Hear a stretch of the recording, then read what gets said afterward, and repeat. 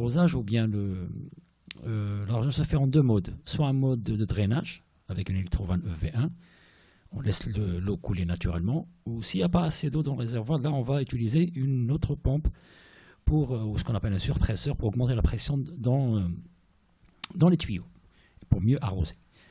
La commande se fait par alors, un pupitre où nous avons deux boutons qui permettent de donner l'ordre de remplissage du réservoir et un ordre d'irrigation.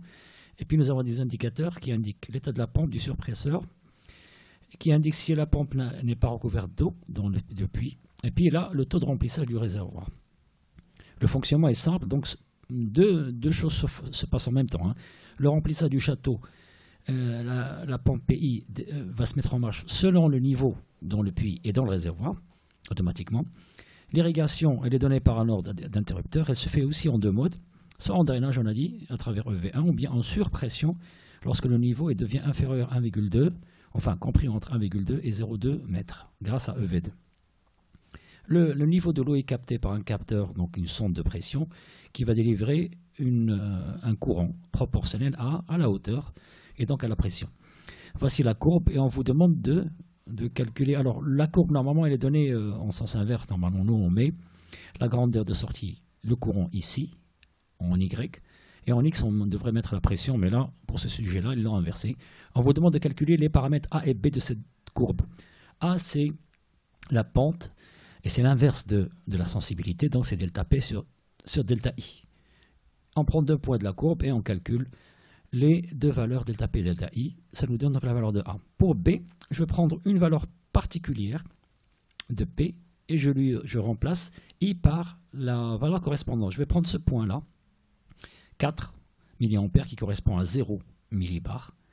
Et donc ça me donne moins 62,5 millibar pour B. Voici donc on vous donne, pour confirmer sur la question suivante les valeurs numériques, il faut exprimer H maintenant, la hauteur H en fonction de I grâce à l'équation P de I égale 98,1 fois H. Donc je vais en déduire H. C'est AI plus B sur 98,1 et je calcule les valeurs des paramètres de H. Maintenant, le capteur, donc il délivre un courant qui va être transformé sous forme d'une tension, mais on vous demande premièrement de calculer à partir des caractéristiques du capteur quelle est la valeur maximale de la résistance R charge. La résistance de charge maximale, on vous dit que ici, d'après les caractéristiques du capteur, doit être inférieure ou égale à UB-12 sur 0,02 ampères. UB ici est égal à 24, ça me donne donc une résistance de charge maximale égale à 600 ohms.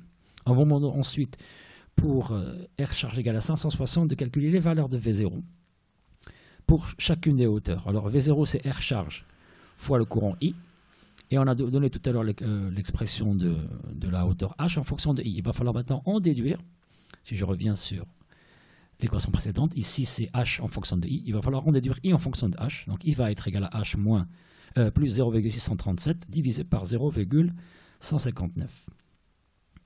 Voici donc l'équation de I. Je calcule le I pour chacune des hauteurs, je multiplie à chaque fois par 600 ohms pour trouver la valeur de la tension. La commande maintenant, ou bien le conditionnement de signal avant de l'envoyer sur le système de commande, pour pouvoir donc commander deux choses, la pompe de remplissage du réservoir, qui va remplir jusqu'à ce que la hauteur dépasse 2 mètres, donc elle s'arrête. Sinon, dès qu'on descend en dessous de 9,9 H sur 10, elle redémarre. Donc c'est une sorte de trigger, puisqu'il y a un effet hystérésis. Pour le surpresseur, non. Il va être activé si la hauteur est comprise entre 10 et 6 H sur 10, pardon, et 6 H sur 10. Donc comparaison avec deux seuils.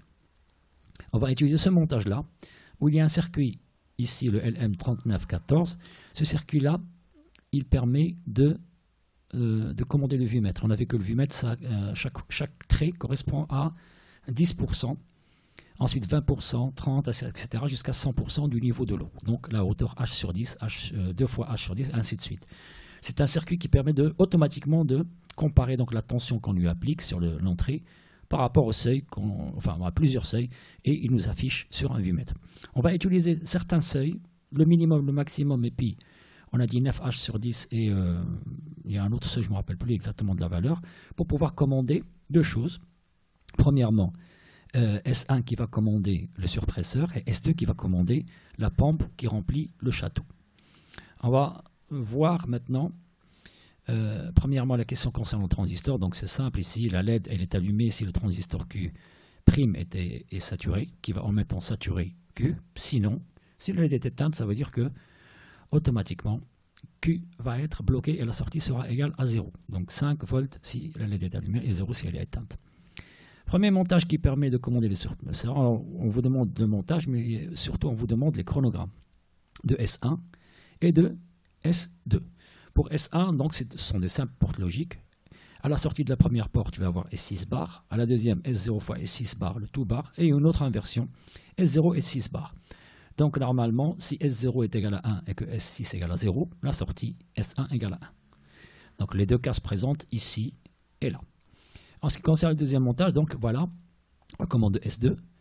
Je vais le retourner un peu pour pouvoir vous rappeler ce que c'est comme montage. Alors là, c'est une bascule, sauf qu'il me manque ici une autre inverseur. C'est ce qu'on appelle la bascule RS. Mais il me manque une deuxième. Ici, c'est comme si j'avais une bascule SR bar. Ce qui fait que la sortie S2 va être activée par S9 et désactivée par S10 bar. Ce qui fait que là, il va y avoir aussi un état interdit. C'est lorsque S9 égale à 1 et que S10 égale à 0. Dans ce cas-là, les deux sorties vont être égales à 1. Donc c'est comme une sorte d'activation. Tant que S1 égale à 1, c'est une activation. Mais si S1 devient égal à 0 et S10 est égal à 0 aussi, là, c'est la mise à 0. Donc on va obtenir ce chronogramme-là. S9, elle permet d'activer. Et ici, normalement, on est passé à 0, sauf que là, S10 égale à 0, ça veut dire qu'on a un 1 ici et un 1 là. Donc 1, c'est l'état interdit, la sortie reste toujours égale à 1. Et là, elle est désactivée ici, puisque au départ, on a 0 et 1. 1, c'est la mise à 0. Le 1, c'est toujours l'état interdit, ça a une mise à 1. Et voilà, là, entre les deux, il n'y a pas de problème, puisque activation 1, 0, c'est la mise à 1. État interdit ici, et on revient à 0 à partir de cet instant-là. La commande, la voici.